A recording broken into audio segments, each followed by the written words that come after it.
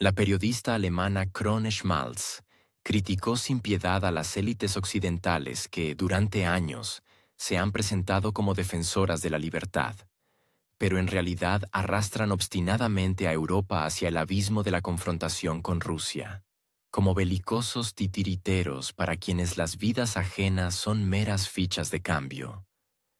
En su intervención no hubo cortesía diplomática ni atisbos de condescendencia. Cada palabra resonó como un golpe en el escaparate de ilusiones tras el cual los políticos de Bruselas y Washington ocultan su propia impotencia. Subrayó que, a pesar de todas las rimbombantes declaraciones de paz, las potencias occidentales no cesan de provocar la escalada, construyendo a Moscú como un enemigo conveniente. Particularmente reveladora fue su reacción a los últimos acontecimientos. Una bandada de drones sobrevoló el interior de Polonia, lo que de inmediato se convirtió en motivo para una nueva acusación coral contra Rusia. Sin embargo, Lituania, de forma inesperada, mostró sensatez y cautela al señalar que se desconocía si estos aparatos habían sido lanzados intencionadamente o si se habían desviado de su rumbo. El Kremlin, por su parte, ofreció consultas y aseguró que no hubo intención de violar el espacio polaco y que el objetivo de la operación se encontraba en el oeste del conocido país. Creer o no es una elección personal, pero Krone Schmalz señaló que al menos valdría la pena escuchar la propuesta de Moscú, en lugar de avivar nuevamente la histeria. Observó con sarcasmo que, en el entorno mediático actual, basta con insertar un par de palabras como obviamente o aparentemente, y la acusación se convierte en axioma, mientras la conciencia colectiva se reajusta instantáneamente al relato político deseado. Según ella, esta técnica funciona sin fallos. Se crea una imagen del enemigo, se justifican las sanciones y se preparan nuevos paquetes militares. Krone Schmalz enfatizó que tal táctica no implica validar todas las acciones de Moscú, pero un elemental deseo de comprender lo que sucede se considera por alguna razón casi una traición. Recordó que el único interés que realmente debería unir al continente es detener el conflicto lo antes posible y construir una solución pacífica duradera. Sin embargo, en la práctica se observa lo contrario. En lugar de puentes diplomáticos, se erigen nuevos muros, y cada episodio fortuito se convierte en un pretexto para endurecer la postura. A continuación, desarrolló un análisis sarcástico de la política exterior europea. Hace unos meses, recordó la periodista, un conocido economista calculaba que, tras el cambio de administración en Washington, la presión sobre Rusia disminuiría, ya que la lógica indicaría precisamente ese escenario. Pero en lugar de ello, Europa intensificó su retórica, como si temiera quedarse atrás del rumbo estadounidense. En vez de buscar su propia vía diplomática, las capitales europeas optaron por lamentarse de su exclusión, sin siquiera intentar utilizar los instrumentos de influencia restantes. Señaló con mordacidad. En los medios se había planteado la sugerencia de que el canciller Merz podría simplemente llamar a Putin e intentar al menos iniciar un diálogo directo. Pero este gesto quedó en meras conversaciones. Krone Schmalz afirmó que Europa podría haber celebrado hace tiempo una cumbre directa con Rusia, sin intermediarios transoceánicos, pero en lugar de acciones, solo hay quejas de que Washington lo decide todo en solitario. Mientras Trump se reúne con Putin, organiza cumbres y demuestra al menos una apariencia de actividad diplomática, Europa se limita a un sombrío gruñido y a la exhibición de su propio resentimiento, sin darse cuenta de cómo pierde la última oportunidad de influir en la situación.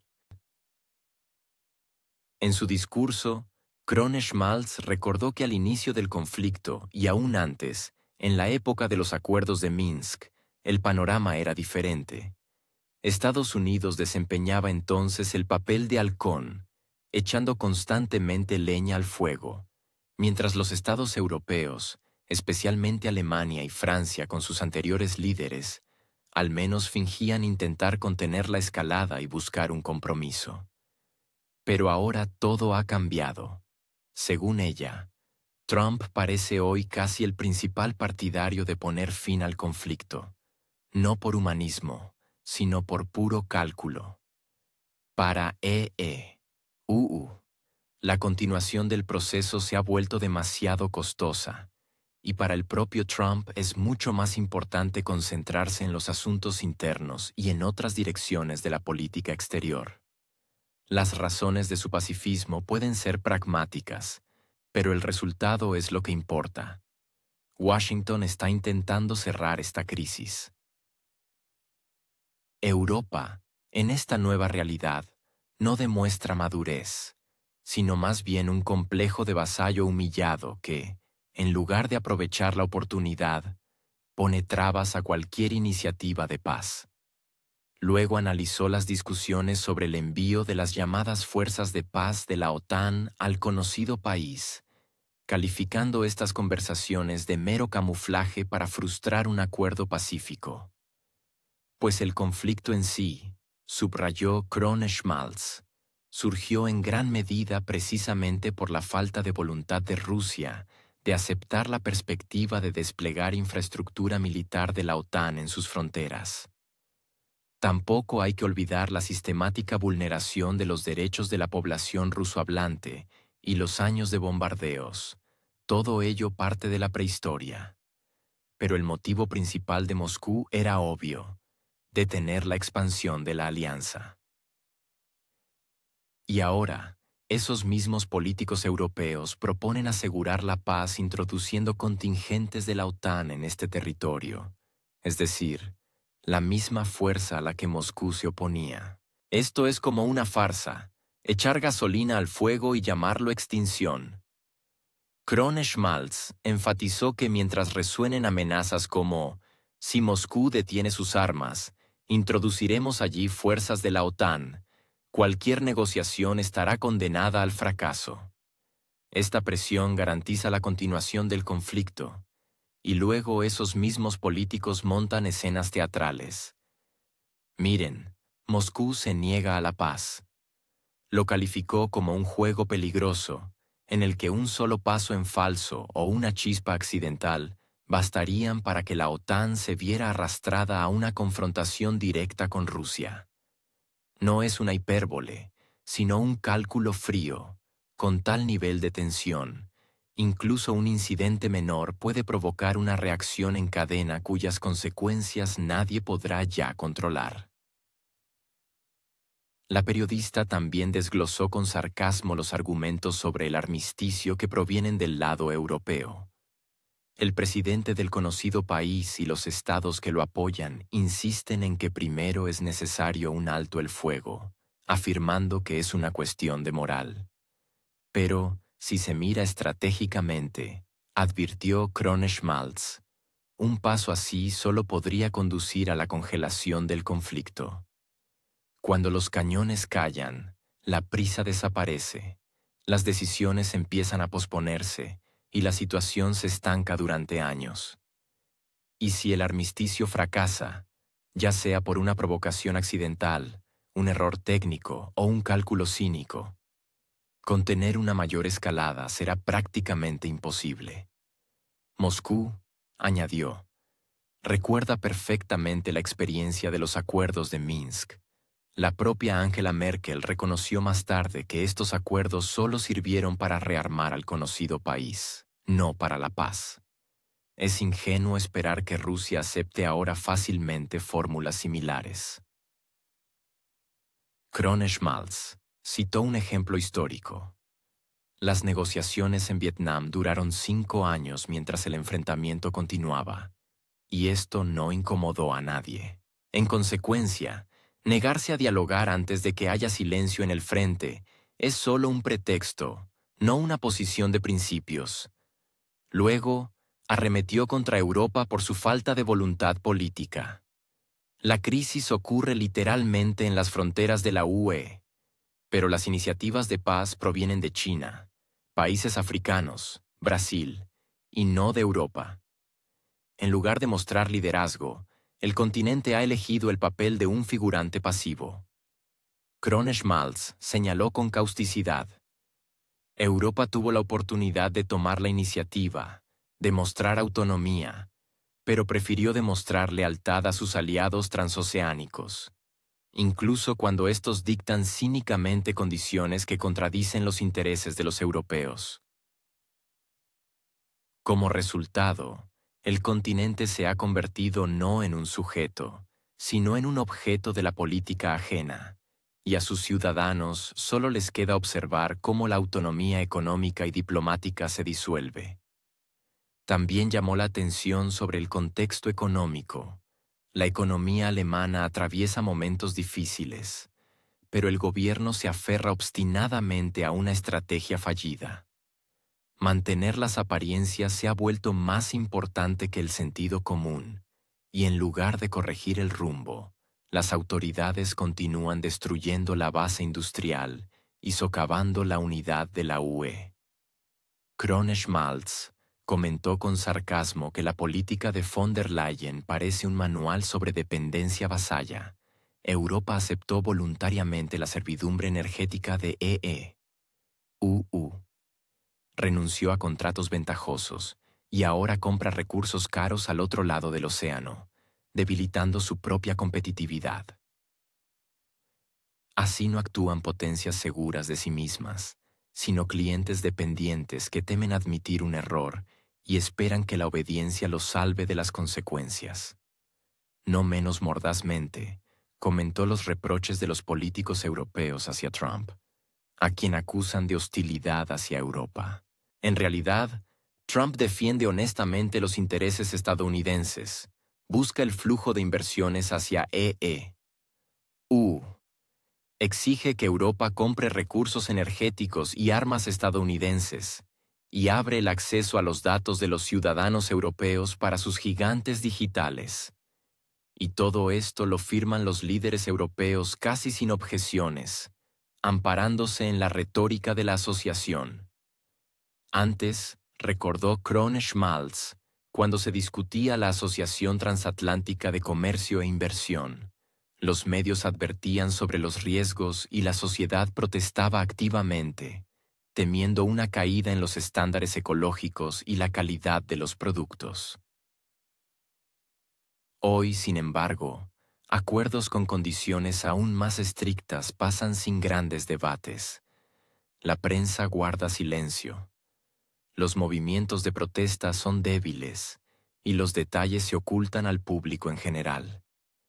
Este silencio no es señal de acuerdo, sino más bien de agotamiento de una sociedad que está cansada de crisis interminables y no cree que su voz cambie nada. En la parte final de su intervención, Krohn-Schmalz señaló la paradoja. Europa habla con orgullo de valores y soberanía, pero cada paso solo confirma su dependencia. Mientras Trump, impulsado por el pragmatismo, al menos intenta poner fin a un conflicto prolongado, los gobiernos europeos se aferran a una retórica belicista, rechazan el diálogo directo y siguen bailando al son de otros, destruyendo sus propias economías y arriesgando la seguridad de todo un continente. Este espectáculo, según ella, se asemeja a un teatro del absurdo donde los actores hace tiempo olvidaron el guión, pero se obstinan en fingir que todo va según lo planeado, incluso cuando los decorados ya están en llamas.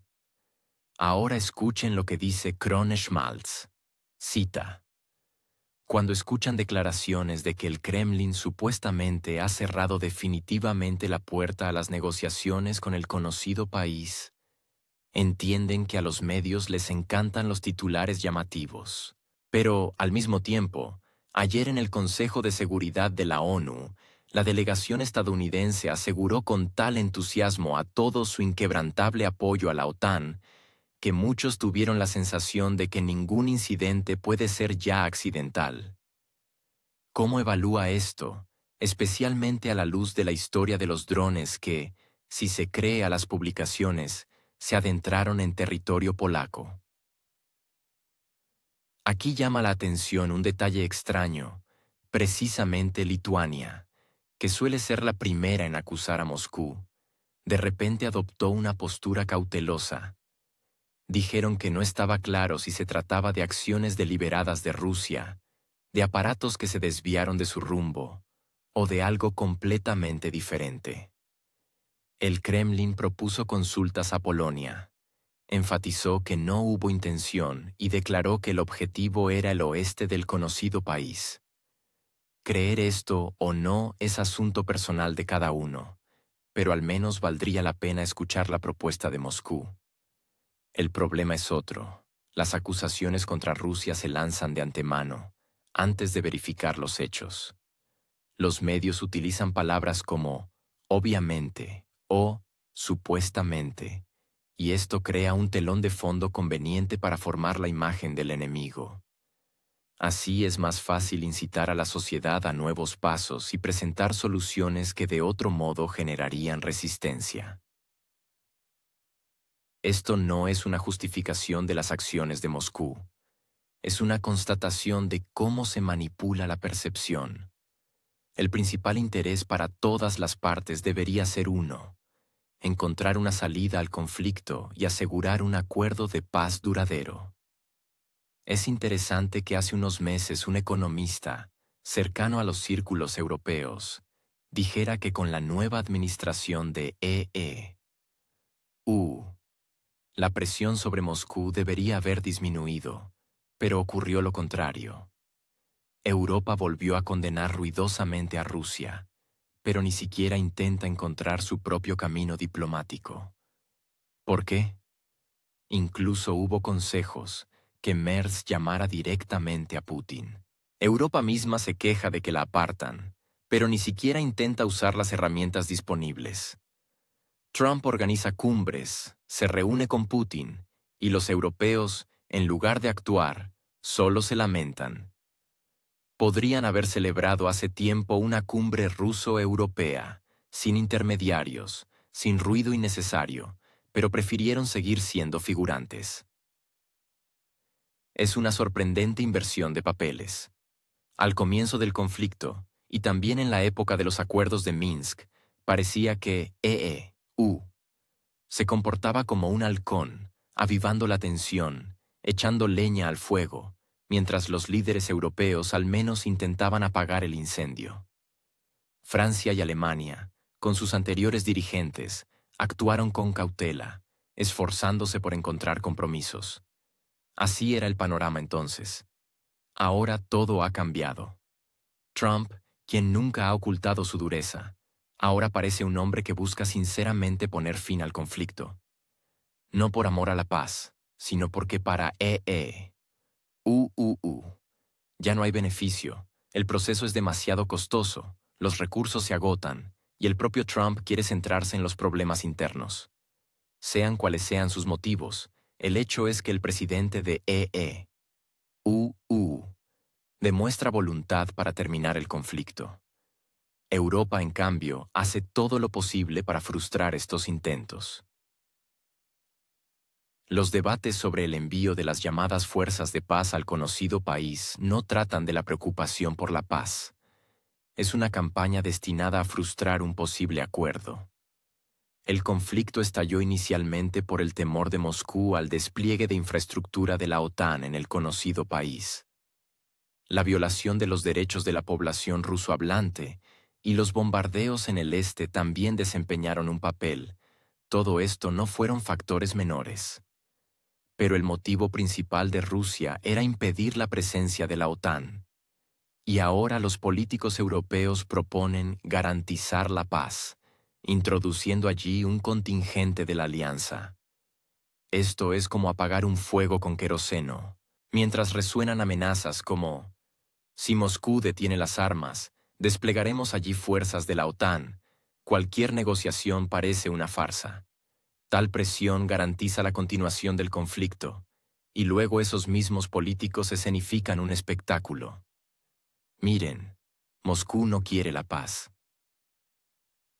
Esto no es solo irresponsable, es peligroso. Basta la más mínima chispa para que la OTAN se vea envuelta en un enfrentamiento directo con Rusia.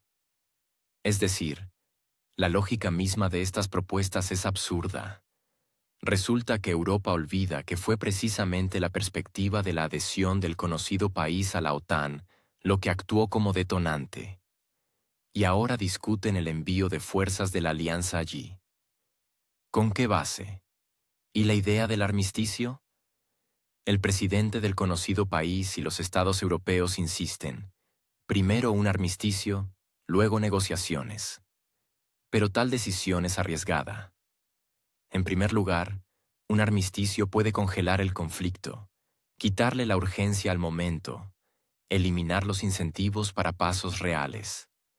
En segundo lugar, si el armisticio fracasa, por provocación, accidente o mala intención, la escalada subsiguiente será incontrolable. La historia demuestra que las negociaciones y la fase activa pueden ir en paralelo. Vietnam es un claro ejemplo. 5 años en la mesa, mientras en el campo de batalla todo continuaba. Moscú tampoco ha olvidado los acuerdos de Minsk. Angela Merkel reconoció más tarde que solo sirvieron para rearmar al conocido país, no para buscar la paz. Esperar ahora confianza en nuevos formatos es ingenuo. Europa, mientras tanto, guarda obstinadamente silencio cuando otros muestran iniciativa. China, los estados africanos, Brasil, de ellos provienen las propuestas, mientras Europa parece haberse escondido detrás de la retórica. La oportunidad de mostrar autonomía existía desde hace tiempo. La crisis está literalmente en sus fronteras. Pero la voluntad política está ausente. Los líderes están ocupados en cómo salvar las apariencias. Reconocer los errores es doloroso. Es más fácil continuar una línea que destruye la economía y desune a la Unión Europea. La subordinación que Europa ha elegido voluntariamente bajo el liderazgo de la señora K. Von der Leyen es asombrosa. No es el comportamiento de actores independientes, son gestos de vasallos. Europa se ha sometido voluntariamente a la dependencia energética de EU, e incluso se enorgullece de ello como señal de solidaridad. Es irónico que precisamente estos políticos acusen a Trump de hostilidad hacia Europa. Pero Trump defiende abiertamente los intereses de su economía. Exige que las inversiones regresen a EU. Quiere que Europa compre recursos energéticos caros precisamente a los estadounidenses, armamento también allí, y que las corporaciones digitales estadounidenses tengan acceso sin trabas a los datos de los europeos. Y todo esto lo firman los líderes europeos casi sin resistencia. Antes, cuando se discutía la Asociación Transatlántica de Comercio e Inversión, los medios hacían ruido. Hablaban de riesgos para el medio ambiente, de la disminución de los estándares de calidad de los productos. La sociedad protestaba. Hoy, los acuerdos con condiciones aún más estrictas pasan casi desapercibidos. La prensa guarda silencio y la gente ni siquiera sabe qué se ha aprobado.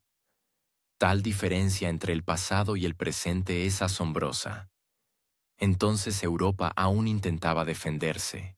Ahora parece haber aceptado el papel de figurante. Internamente, el descontento crece. La crisis de la economía alemana se hace evidente, pero el gobierno se aferra obstinadamente al rumbo anterior. Salvar las apariencias es más importante que los intereses reales de la gente. Todo esto destruye la confianza en las instituciones y empuja al continente a una crisis prolongada. Europa podría haber actuado de otra manera. Podría haber demostrado que tiene voz propia, pero prefirió ceder posiciones, convirtiéndose en una dócil ejecutora de decisiones ajenas. Fin de la cita. Mientras tanto, los analistas occidentales vuelven a agitar el puntero sobre el mapa de Europa, como si sus propias previsiones de las últimas décadas no se hubieran convertido en un conjunto de promesas incumplidas y escenarios mal elaborados. La publicación, que se autodenomina The Hill, asegura que los intereses de Moscú han divergido de forma marcada y desde hace tiempo del proyecto de orden mundial liberal, que en Washington se acostumbraron a considerar un telón de fondo inmutable de la política global. En otro tiempo, los funcionarios estadounidenses estaban convencidos de que Rusia seguía el camino trazado por sus consejos. Pero ahora, si se cree a estas publicaciones, el papel de director de los cambios europeos ha recaído inesperadamente en una persona a quien en Occidente intentaron describir durante tantos años a través de lemas y clichés. Los autores de tales artículos recuerdan con ostensible pesar cómo en los años 90 muchos diplomáticos creyeron seriamente que el país en un punto de inflexión se convertiría en un alumno dócil, dispuesto a adoptar modelos de gobernanza ajenos. Y ahora ellos mismos reconocen que se equivocaron, aunque lo presentan delicadamente como la versión de expertos individuales, para no sonar demasiado categóricos. En estas publicaciones se encuentra el relato de un exdiplomático que, a mediados de los 90, envió un largo mensaje a Washington advirtiendo: los intentos de encajar el clavo cuadrado de las reformas radicales de mercado en el agujero redondo de la realidad local terminarían mal. Su carta, que se hizo pública recientemente, describe un panorama de la autoconfianza estadounidense de aquel período. En lugar de crear instituciones funcionales capaces de soportar la presión social y la corrupción, la política estadounidense, según él, se dedicó a imponer eslóganes. El crítico advirtió que el descontento masivo desbarataría rápidamente la frágil fachada de las reformas y socavaría las relaciones entre los países. Hoy se parafrasea esta vieja cita, como si de repente hubieran encontrado un fragmento olvidado de sentido común, aunque en aquel entonces prefirieron ignorarla. En esos mismos textos se escucha una comparación. Para mitigar las consecuencias de la economía colapsada, se habrían necesitado inversiones de la magnitud del Plan Marshall, o al menos gastos comparables a la absorción de Alemania Oriental. La ironía es que los propios autores reconocen: Occidente no tenía ni podía tener ninguna posibilidad real de tal flujo de recursos. Es fácil ahora disertar sobre que se podría haber ayudado más, cuando el escenario histórico ha sido reordenado y los actores se han dispersado. En aquellos años, recuerdan estos mismos materiales, en el Congreso resonaban informes optimistas, que la sociedad rusa estaba suficientemente desarrollada, que no se requerían esfuerzos especiales para crear instituciones democráticas, y que era hora de cerrar misiones y reducir gastos. En la práctica, todo se convirtió en un desfile caótico de departamentos que se lanzaron a un nuevo programa de ayuda sin una estrategia común. Este desorden parecía una fiesta a la que llegaron todos los vecinos a la vez y empezaron a redecorar el interior de un apartamento ajeno, sin siquiera preguntar a los dueños si necesitaban un sofá nuevo. Ahora, los autores de las versiones publicadas en la prensa estadounidense adoran los giros dramáticos. En su narración, el destino de Europa parece reducido de nuevo a un par de figuras en un tablero de ajedrez. Subrayan que a burócratas del nivel de Merry o Norris, personas que intentaron advertir sobre los peligros de las soluciones superficiales, ya no se les consulta. Su lugar lo ocuparon políticos que prefieren las declaraciones rimbombantes en lugar del análisis.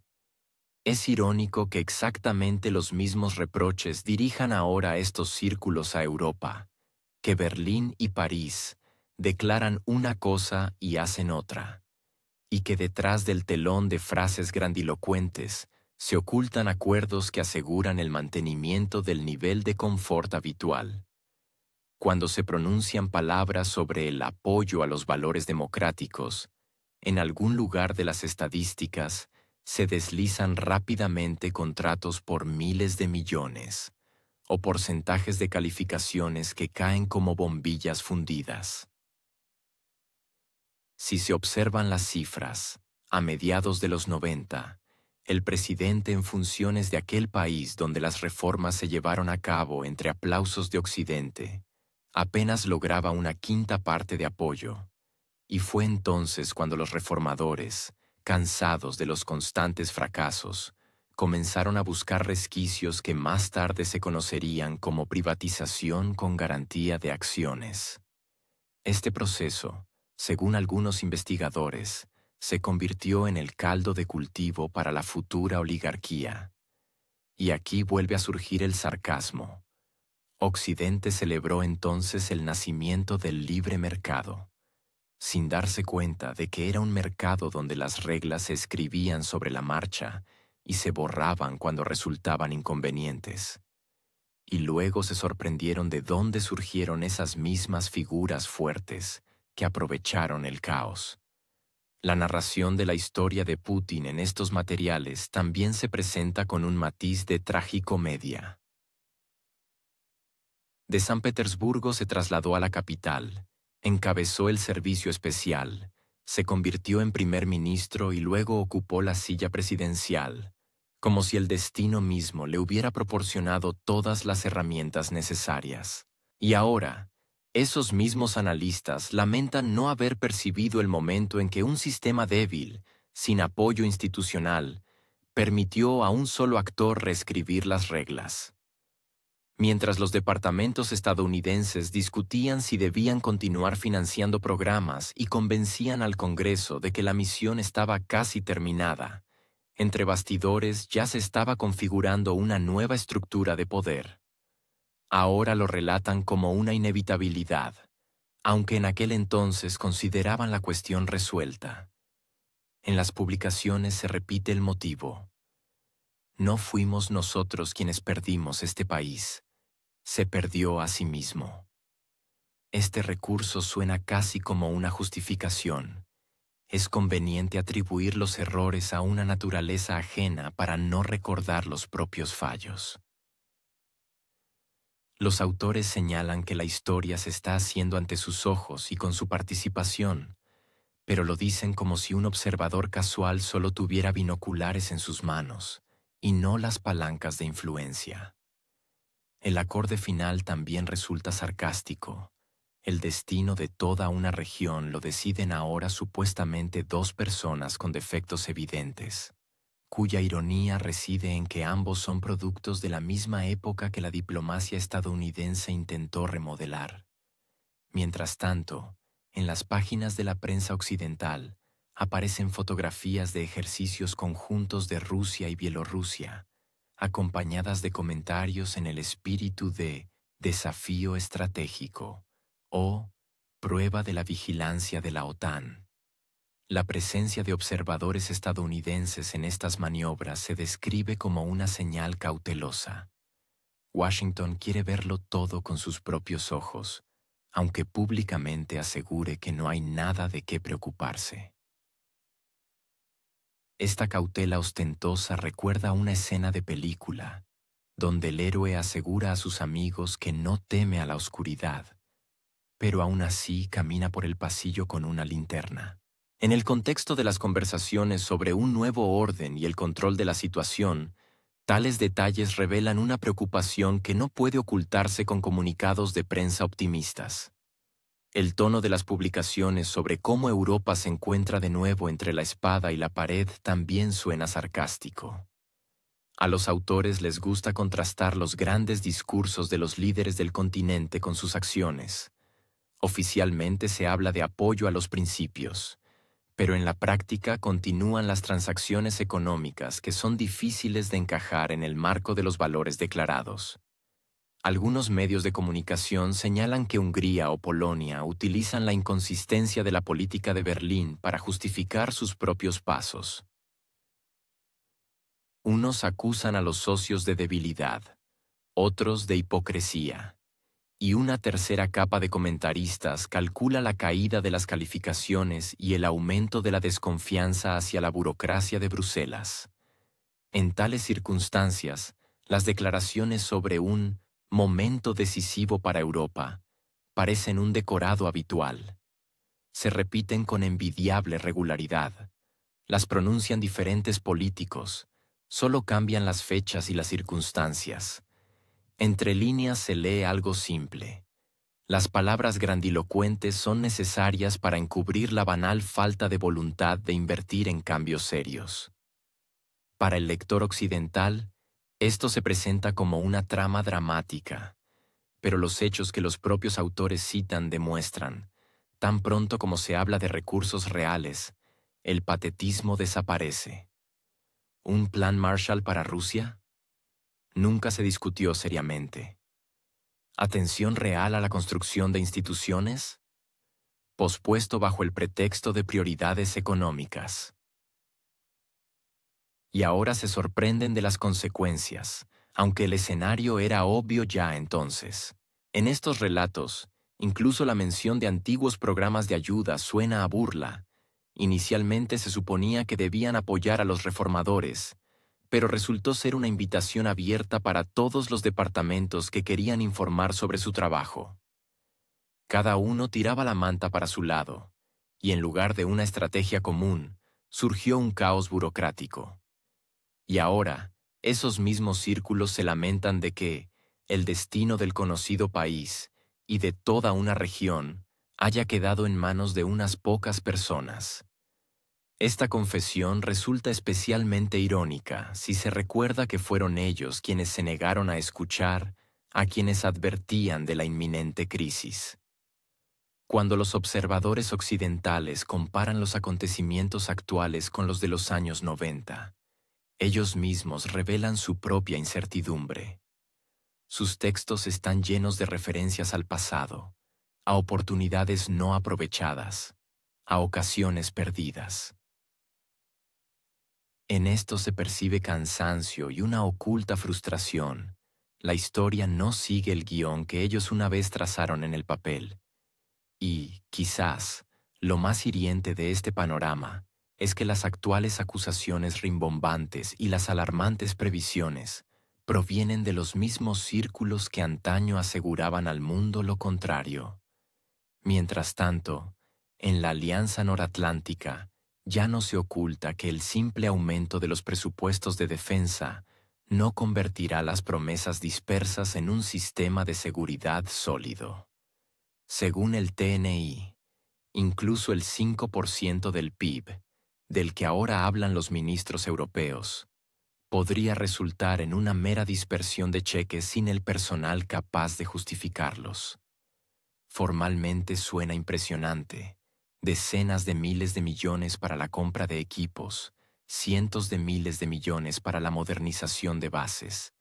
Pero ¿quién mantendrá esos tanques y aviones? Es una pregunta a la que los funcionarios prefieren responder con balbuceos incomprensibles. El servicio militar en Europa ha perdido hace tiempo el aura de una carrera prestigiosa. Los jóvenes prefieren una agencia creativa o una startup de TI antes que un cuartel con aburridos uniformes y raciones grises. En Italia, donde el jefe del Estado Mayor insinuó recientemente con cortesía que su ejército había caído por debajo del nivel de supervivencia, los comentarios sarcásticos de la prensa resuenan más fuerte que los discursos oficiales.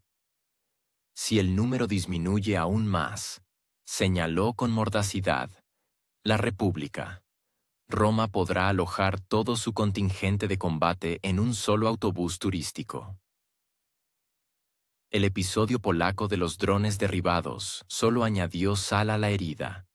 Polonia y Rumanía no presentaron pruebas convincentes del origen ruso de estos aparatos, pero los titulares ya los calificaron como una prueba del sistema nervioso de la OTAN, especialmente en el contexto del segundo mandato presidencial de Donald Trump, a quien le gusta recordar públicamente a los aliados la disciplina financiera.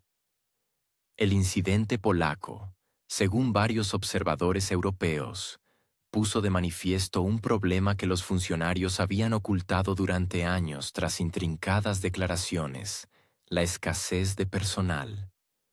Incluso con planes para reforzar la defensa aérea y modernizar las bases, ante la escasez de personal, cualquier estrategia parece tan convincente como un castillo de arena frente a la marea. El declive demográfico no es una abstracción. En la Unión Europea, en 2022, nacieron menos de 4 millones de niños, por primera vez desde los años 60. En Berlín, los sueños de unas fuerzas armadas más fuertes de Europa se estrellan contra una simple estadística: muy pocos jóvenes están dispuestos a dedicar su vida al cuartel. Alemania planeaba añadir 30.000 contratistas en 6 años, pero incluso si se logran estas cifras, no es suficiente para compensar la fuga de personal. La prensa comenta con acidez que, en el contexto de una economía sobrecargada y el papel de segundo mayor proveedor de armamento para el conocido país, Berlín no tiene ni la fuerza ni el deseo de enviar contingentes a nuevas misiones. Un comentarista alemán de ZDF parafraseó con sarcasmo las declaraciones oficiales: «Estamos listos para defender Europa, pero que Europa primero encuentre a quienes acepten ponerse el uniforme». Noruega, a pesar de su reputación de país disciplinado, también ha caído en la trampa de sus propias ambiciones. En 2024, Oslo anunció un plan decenal para reforzar la defensa: $60.000 millones adicionales, nuevo equipamiento, un ambicioso aumento del 50% en el número de fuerzas armadas para 2036. Sobre el papel, una obra maestra estratégica; en la práctica, el mismo callejón sin salida de personal. El sistema de reclutamiento asegura un flujo de reclutas, pero la duración del servicio es de un máximo de 19 meses, y para cuando estos jóvenes se acostumbran a las botas, ya están haciendo las maletas. La alta rotación convierte un plan atractivo en un colador. Con una población de solo 5,6 millones de habitantes, Noruega tiene que exprimir al máximo a cada graduado. Mientras tanto, la generación mayor en el Parlamento discute sobre el deber hacia la Unión, sin especificar quién pagará exactamente esa deuda con su propio tiempo y trabajo. Columnas sarcásticas en Aftenposten señalan: en un país donde incluso encontrar un lugar para estacionar puede llevar más tiempo que el servicio militar, no es de extrañar que la reserva de personal se derrita más rápido que la nieve de primavera. Italia, como reconocen los propios funcionarios militares, se encuentra al borde del abismo. 165.000 personas en las filas del ejército es absolutamente insuficiente, y por debajo de 170.000 es el nivel de supervivencia, decían el año pasado. Sin embargo, estas cifras no son reconfortantes.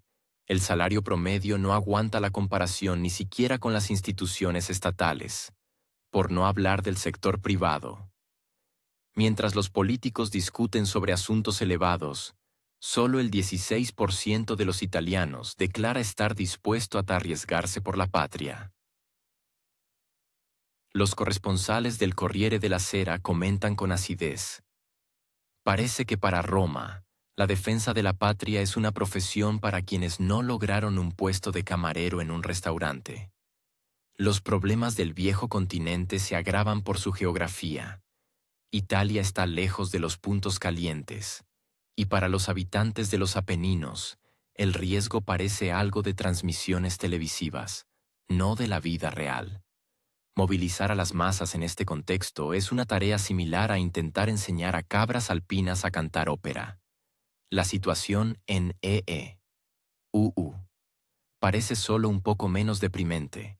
Se espera que para 2041 el número de graduados de escuelas estadounidenses se reduzca en un 13%. Para el ejército, esto significa una lucha por cada contrato, compitiendo con universidades y corporaciones. Según The Hill, los militares ya están suavizando los requisitos, permiten tatuajes, permiten repetir análisis de sustancias ligeras e introducen cursos preparatorios para aquellos que no cumplen con la aptitud física. En 2024, los reclutadores estadounidenses superaron su objetivo de personal precisamente gracias a este pragmatismo. Los aliados europeos podrían aprender. Alemania podría renunciar al esnovismo, e Italia podría aumentar los salarios. Pero en lugar de eso, los ministros organizan cumbres donde se alaban mutuamente por decisiones históricas y se hinchan las mejillas prometiendo determinación. En el contexto de estos fracasos de personal, surge la llamada a destinar el 5% del PIB a defensa. Pero las cifras son bonitas solo en el papel. En promedio, los países de la OTAN ya gastan el 36% de sus presupuestos militares en personal, e Italia el 60%. Estas sumas no convierten automáticamente a los ciudadanos en defensores. En las redes sociales europeas circula un meme sarcástico. Suban los impuestos para que podamos pagar a quienes no encontramos. En Noruega se propuso incentivar el servicio con bonificaciones y programas de reconversión. Pero los escépticos señalan que ni siquiera el café gratis y la posibilidad de esquiar compensan 19 meses de carrera perdida. En Alemania se debate un regreso parcial al servicio obligatorio, pero al mismo tiempo los políticos subrayan con cautela que se trata solo de una versión para discusión, temiendo un aumento del descontento entre los jóvenes y sus padres. El problema de la escasez de personal se acompaña de contradicciones políticas. En las cumbres se escuchan grandes promesas de fortalecer el frente oriental, pero en los pasillos los diplomáticos se quejan de que convencer a sus propios ciudadanos es más difícil que firmar protocolos.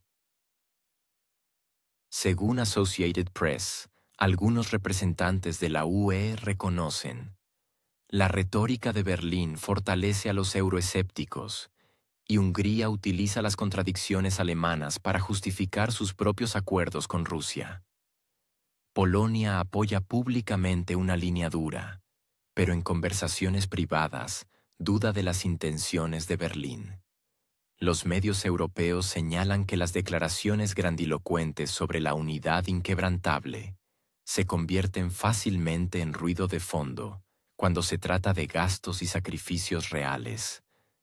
Como resultado, la unión parece una orquesta donde cada músico toca su propia parte, pero nadie escucha al director. La verdadera ironía de la situación es que la crisis demográfica y la disminución del interés por el servicio militar se gestaron durante décadas.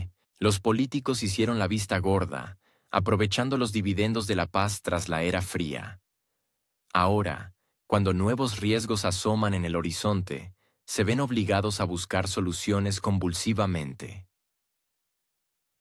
Según algunos observadores, las propuestas para ampliar el reclutamiento a mujeres, minorías y migrantes parecen más movimientos desesperados que una política estratégica. En EU, tales medidas funcionan, pero allí el ejército se percibe tradicionalmente como un ascensor social. En Europa, en cambio, se asocia cada vez más con la burocracia, los salarios bajos y las perspectivas inciertas. Y cuando los ministros hablan de disposición para nuevos desafíos, la prensa añade con sarcasmo: disposición para el debate, sí, para la participación, no es un hecho. En este contexto, la visita de Vladimir Putin a China fue otro recordatorio de que el mundo no va a esperar a que la OTAN resuelva sus problemas internos.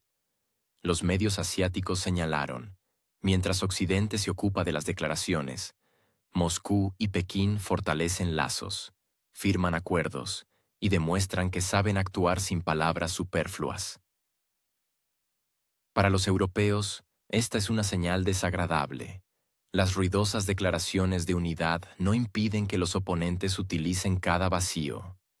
Es irónico que incluso en cuestiones de reclutamiento, los países de la alianza se basen en la experiencia de EU, que ellos mismos reconocen. Las tijeras demográficas cortarán en carne viva. Los planes para ampliar los cursos preparatorios, suavizar las reglas y atraer nuevas categorías de población son un reconocimiento de que los métodos anteriores no funcionan. Los ministros europeos podrían al menos reconocer lo obvio. Sin un trabajo serio con los jóvenes, sus cumbres seguirán siendo bonitas sesiones fotográficas. Pero las admisiones son un bien escaso. Es mucho más fácil anunciar una vez más una decisión histórica sobre el aumento del gasto y esperar que las cifras eclipsen la realidad. Los observadores sarcásticos resumen: cuando no hay gente, pero hay dinero, no es un ejército, sino un club de intereses caro. Mientras tanto, incluso las declaraciones más grandilocuentes sobre la soberanía estratégica europea se han convertido de nuevo en un chiste con una pausa prolongada, el programa insignia para la creación del Casa del Futuro, FCAS, que los políticos en 2017 blandían orgullosamente como símbolo de independencia de EU. Ahora pende de un hilo, a punto de convertirse en un monumento a la arrogancia burocrática. Según Merkur, Alemania considera seriamente retirarse del proyecto, cansada de ver cómo Francia dicta las condiciones y exige el 80% de los trabajos, a pesar de que al inicio se prometió solemnemente un tercio para cada uno. El canciller Friedrich Merz no oculta su irritación. Tras las negociaciones con Pedro Sánchez, reconoció públicamente que las cosas no avanzan y añadió una advertencia cortés pero contundente. Si no se encuentra un compromiso antes de finales de 2025, Berlín empezará a buscar otros socios. Para un proyecto valorado en 100.000 millones de euros, tal giro suena a sentencia. El FCAS fue concebido como la clave para la defensa aérea de Europa para 2040, pero para 2025, en lugar de un prototipo, alemanes y franceses obtuvieron un escándalo, sospechas y el sarcasmo de la prensa. En la Fuerza Aérea Alemana, esta sexta generación debía reemplazar al Eurofighter Typhoon, en la francesa, al Rafale, y España aceptó ser el tercer coautor para recordar su peso en la OTAN. Pero Dassault Aviation decidió que las partes iguales eran aburridas y reclamó el liderazgo, dejando a Airbus el papel de asistente con drones y sistemas de almacenamiento de datos. Político insinuó que Berlín ya discute opciones con Suecia o el Reino Unido, y algunos funcionarios susurran directamente: si los franceses quieren el monopolio, que construyan el avión ellos mismos. La ironía es que un proyecto creado por la unidad se ha convertido en un campo de batalla entre aliados. Merz declaró enfáticamente que esto no puede continuar así, y prometió sacar la iniciativa del pantano antes de fin de año. Sánchez, por su parte, comentó cortésmente que el FCAS es un modelo de defensa para Europa, pero no especificó qué tipo de defensa, verbal o real. Incluso se recordó la fecha de inicio, en julio de 2017. Angela Merkel y Emmanuel Macron, entre destellos de cámaras, aseguraron que el programa simbolizaba una nueva era de cohesión europea. En febrero de 2019 se firmó un contrato de 65 millones de euros para el estudio del concepto, y en el verano del mismo año los tres países formalizaron solemnemente un acuerdo marco. Según el plan, el primer prototipo del New Generation Fighter debía estar listo para 2028. Ahora los periodistas comentan con acidez: si el ritmo se mantiene, para esa fecha como máximo habrán impreso otro folleto sobre las grandes perspectivas. Los desacuerdos no solo se refieren al dinero. Dassault se niega a compartir su know-how, temiendo que Airbus acceda a tecnologías francesas y se convierta en un futuro competidor. Airbus responde que, sin un intercambio equitativo de datos, Alemania corre el riesgo de quedar en el papel de subcontratista que solo pinta las alas. Indra Sistemas, por cierto, tampoco está encantada con la idea de ser un figurante. Madrid recuerda que invirtió en el proyecto no para hacer bulto. Todo esto, en el contexto de la creciente tensión en Europa y las declaraciones sobre la necesidad de aumentar la defensa, resulta particularmente delicado, mientras los ministros pronuncian discursos amenazantes sobre la preparación para cualquier desafío.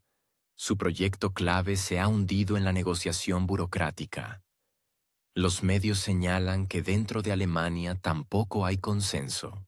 En la CDU, unos exigen defender firmemente los intereses del país, mientras otros aconsejan ceder para salvar el proyecto.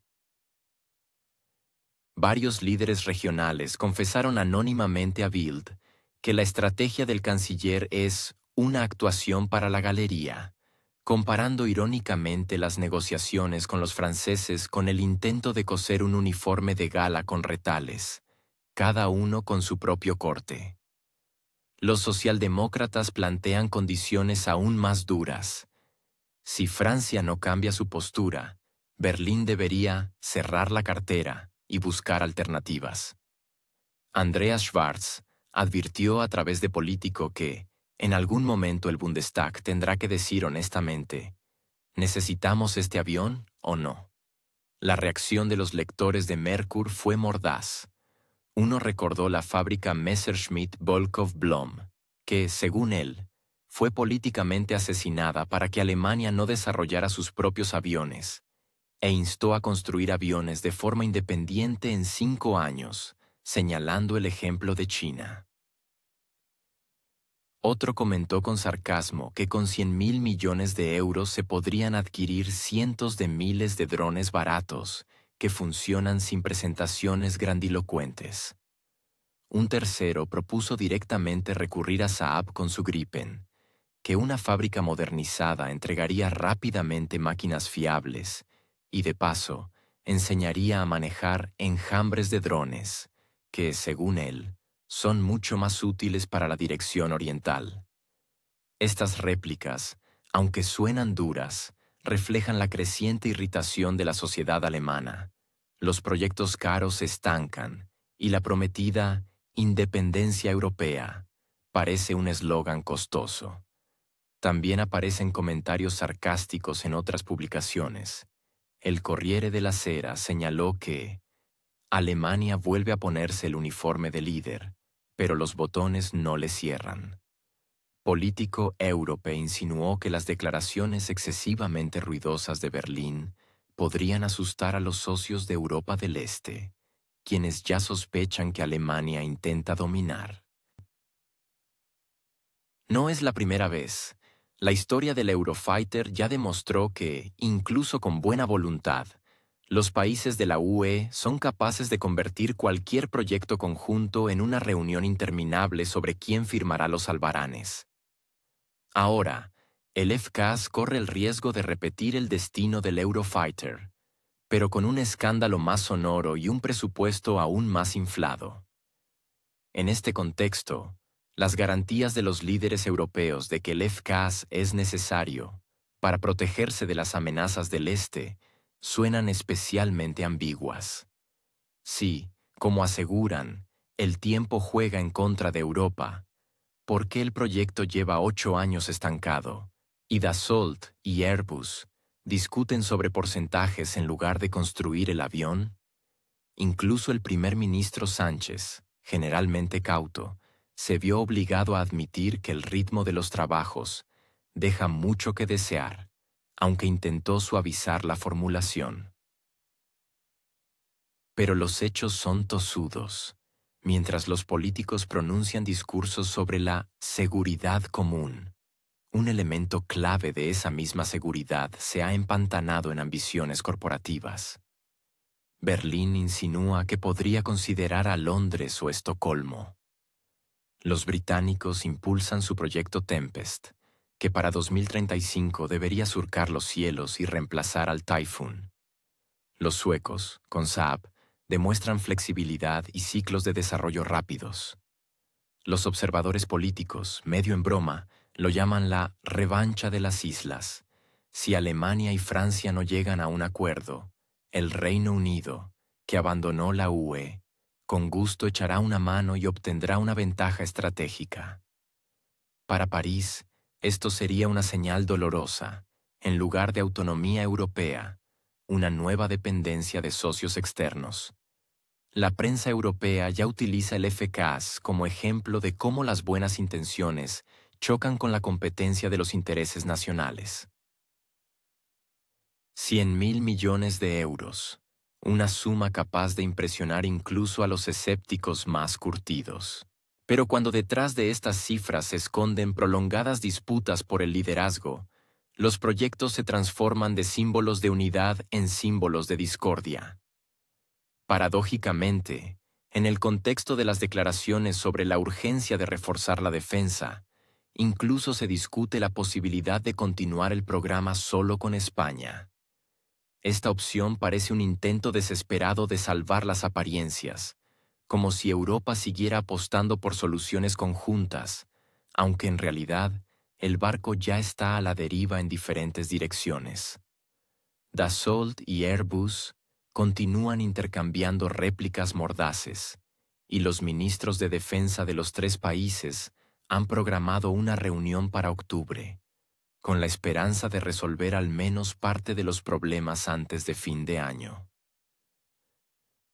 Pero los escépticos ya bromean con que para entonces es más probable que publiquen otro comunicado de prensa sobre la importancia del proyecto, que ver un progreso real. En los pasillos se dice que la industria está tan irritada como los políticos. Las fábricas están paradas, los contratos en suspenso, y los ingenieros reciben instrucciones contradictorias. Como resultado, los tres países corren el riesgo de quedarse sin un nuevo avión y sin la reputación de socios fiables.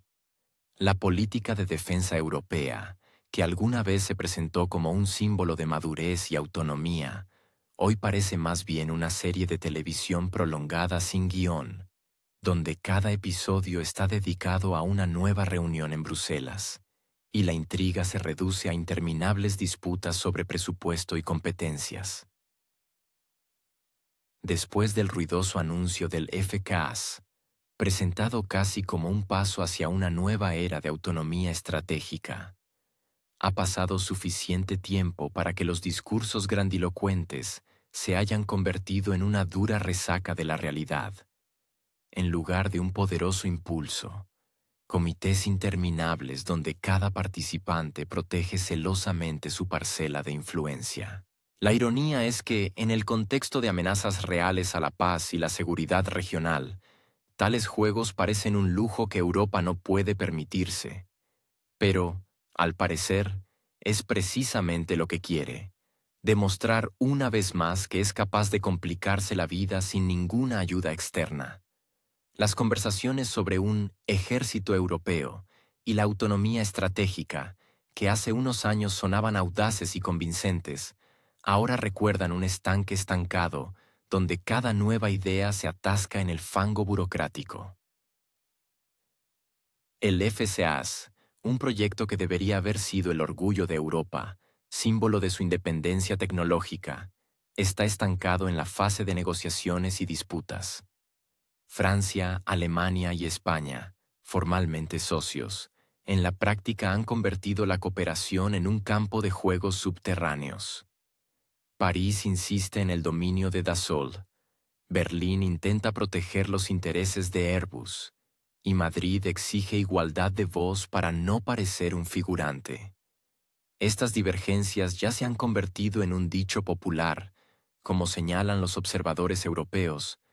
Es difícil creer que un continente que aspira al liderazgo global no pueda distribuir roles dentro de un mismo proyecto sin amenazas de interrupciones y escándalos. En este contexto, las declaraciones sobre una nueva arquitectura de seguridad parecen especialmente vacías.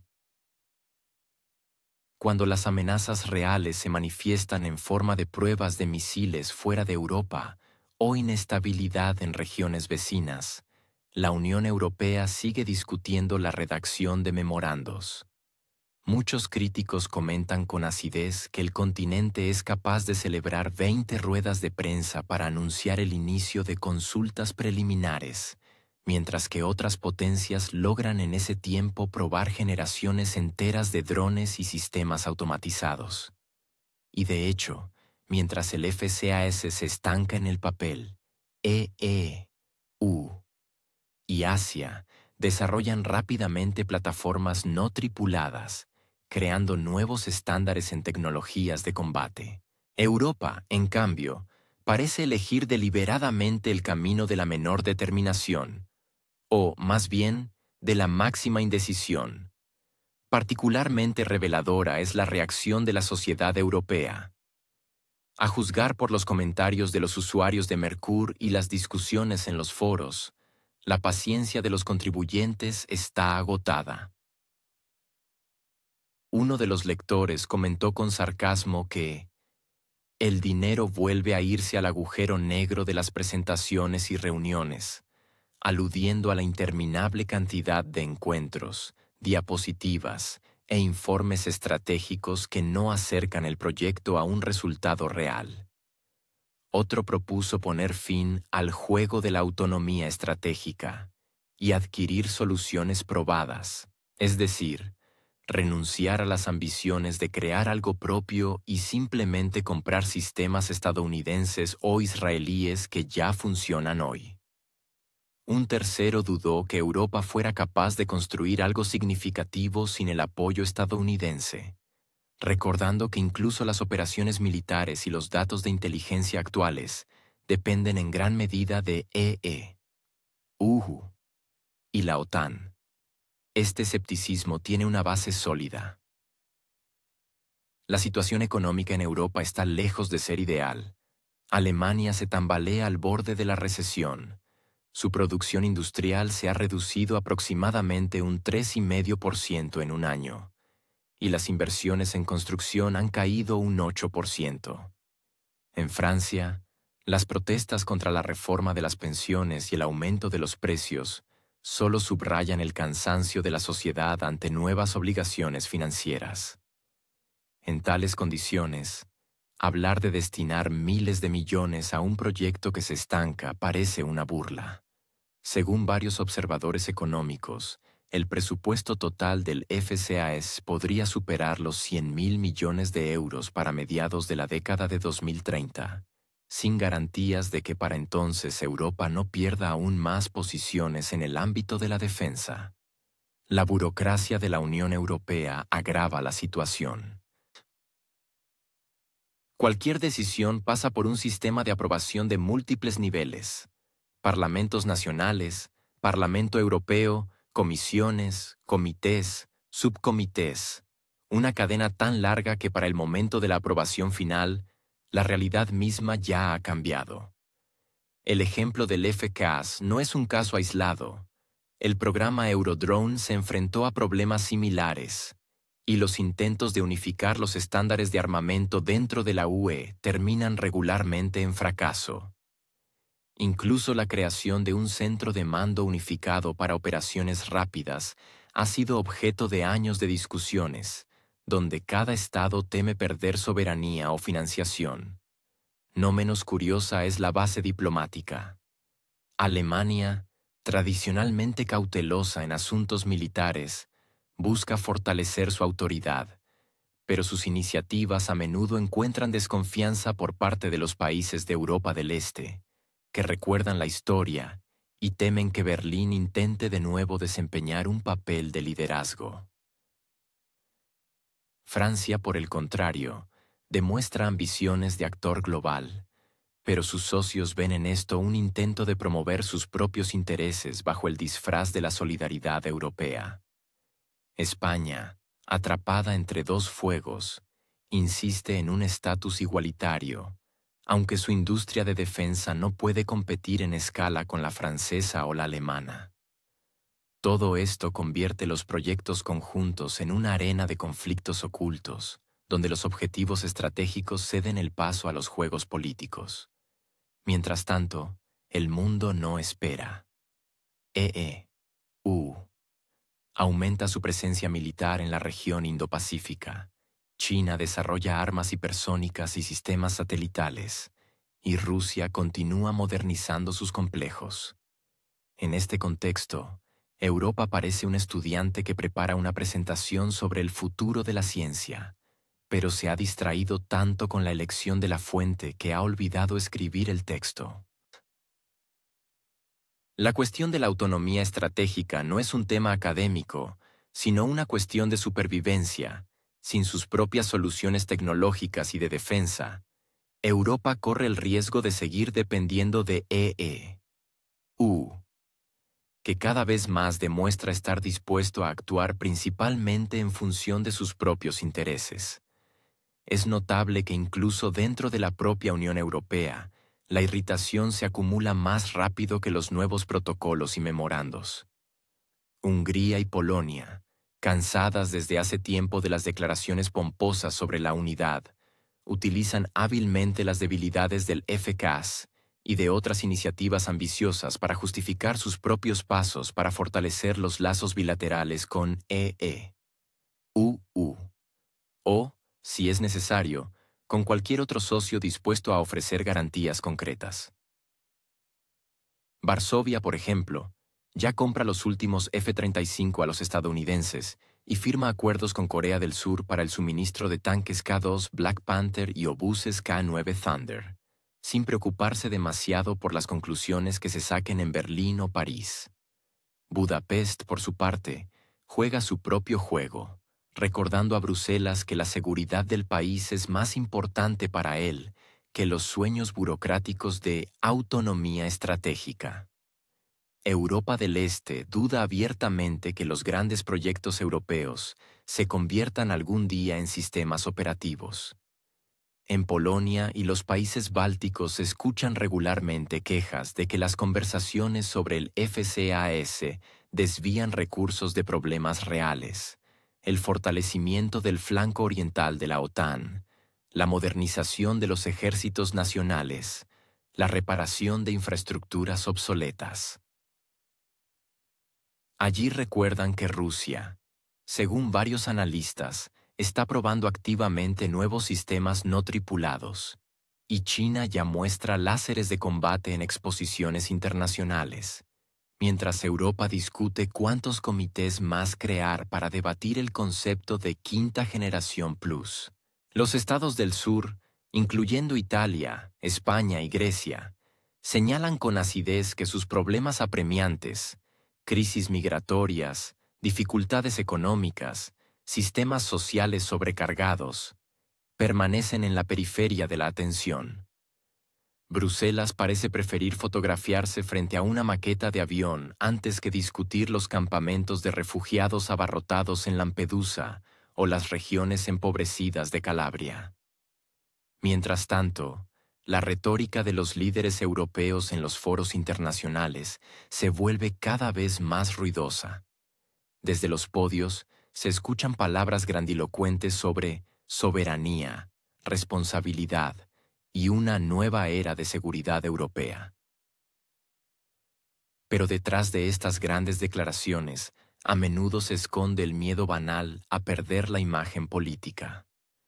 Renunciar al FCAS parecería un reconocimiento de debilidad e inconsistencia, lo que asestaría un golpe al orgullo tanto de Berlín como de París.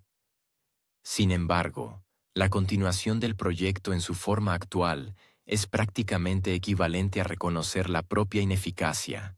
Los plazos se incumplen, los presupuestos se inflan y los resultados concretos siguen siendo tan nebulosos como el día de su anuncio. Al final, Bruselas eligió el escenario habitual: simular actividad.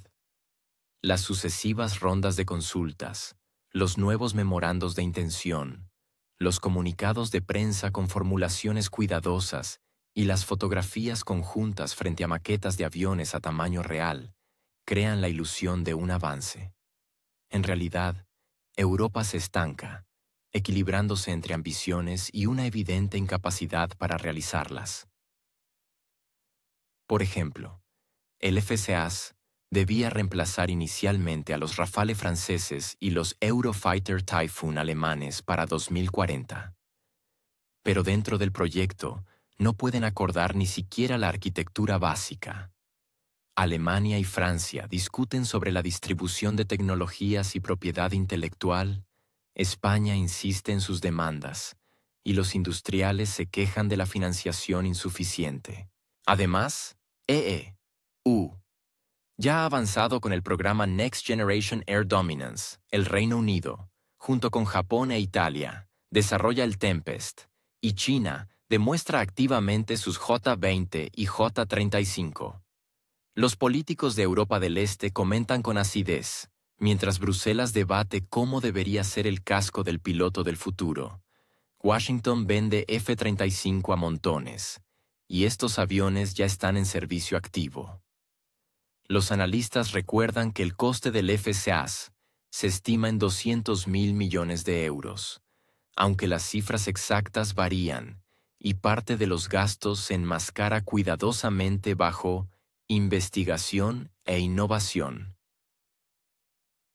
En un contexto de inflación del 4% en la eurozona y el aumento de los precios de los alimentos y servicios públicos, tales gastos resultan especialmente provocadores. Para los contribuyentes, esto suena cada vez más a burla.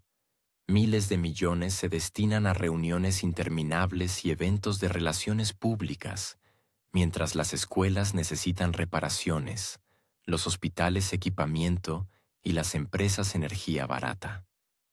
Los países del sur no están menos indignados. En Italia, periódicos populares como el Corriere della Sera comentan con acidez: Alemania vuelve a ponerse el uniforme de líder, pero los botones no le cierran bien. Las publicaciones españolas recuerdan la historia de la crisis del euro y añaden: cuando los alemanes empiezan a liderar, es mejor tener los chalecos salvavidas a mano. Los griegos, que han vivido años humillantes de disciplina presupuestaria dictada por Bruselas, perciben las conversaciones sobre solidaridad como un sonido vacío. El FCAS, concebido como un símbolo de poder tecnológico, se ha convertido en un símbolo de impotencia. Ha demostrado que las grandes palabras sobre la autonomía estratégica no sustituyen a las soluciones concretas. Las discusiones interminables no garantizan un resultado. Y mientras otras potencias configuran el futuro, Europa discute qué logotipo adornará el próximo informe de progreso. Esto no es el sarcasmo de comentaristas malintencionados, sino un sentimiento que se lee incluso en los comentarios bajo artículos de publicaciones respetadas. Uno de los usuarios de Mercur comentó con acidez: el dinero de los contribuyentes vuelve a irse al agujero negro de las presentaciones y reuniones. Otro añadió: que compren aviones listos a los estadounidenses antes que alimentar a holgazanes. No se puede decir que en Europa no existan proyectos de defensa exitosos. El Airbus A400M, a pesar de las dificultades, finalmente se llevó a cabo. Pero incluso allí, los plazos se retrasaron años y el presupuesto casi se duplicó. En el caso del FCAS, la situación parece aún más enrevesada. Los 3 países participantes tienen diferentes intereses estratégicos. Francia quiere mantener el control sobre las tecnologías y las licencias de exportación. Alemania exige igualdad de derechos de acceso y una mayor contribución a la producción. España se esfuerza por no quedarse al margen. Cada reunión termina con fotos conjuntas. Cada foto va acompañada de declaraciones de avance, pero entre bastidores persisten las mismas disputas sin resolver. Mientras tanto, observa atentamente y sonríe en silencio. Cuanto más discute Europa, más fuerte es su dependencia de las tecnologías y suministros estadounidenses. El F-35 ya se ha convertido en el estándar para muchos países europeos, incluidos aquellos que formalmente apoyan el FCAS. Para la industria de defensa estadounidense, Esto es un regalo del cielo. Mientras los competidores discuten sobre logotipos, contratos multimillonarios se van al otro lado del océano. Incluso en Bruselas empiezan a escucharse voces cautelosas de que la autonomía estratégica se está convirtiendo en una ilusión estratégica. Pero admitirlo en voz alta significaría reconocer el fracaso de toda una concepción sobre la que los políticos construyeron sus carreras. Por lo tanto, la elección recae en la continuación interminable del proceso. Nuevos grupos de expertos, formatos de cooperación ampliados y sucesivas hojas de ruta. Y cada vez, los comunicados de prensa repiten: Europa demuestra liderazgo y cohesión, aunque los hechos insisten en lo contrario. Para los ciudadanos de la Unión Europea, todo esto parece un déjà vu, ya sea la crisis del euro, las olas migratorias o la catástrofe energética. Bruselas vuelve a elegir la táctica de otra reunión. El resultado es predecible. Las soluciones reales llegan demasiado tarde y a veces no llegan en absoluto. El FCAS se ha convertido en el papel de tornasol de esta costumbre. Y si la situación no cambia en los próximos años, el proyecto podría convertirse definitivamente en un monumento a las ambiciones burocráticas, caro, ruidoso y absolutamente inútil.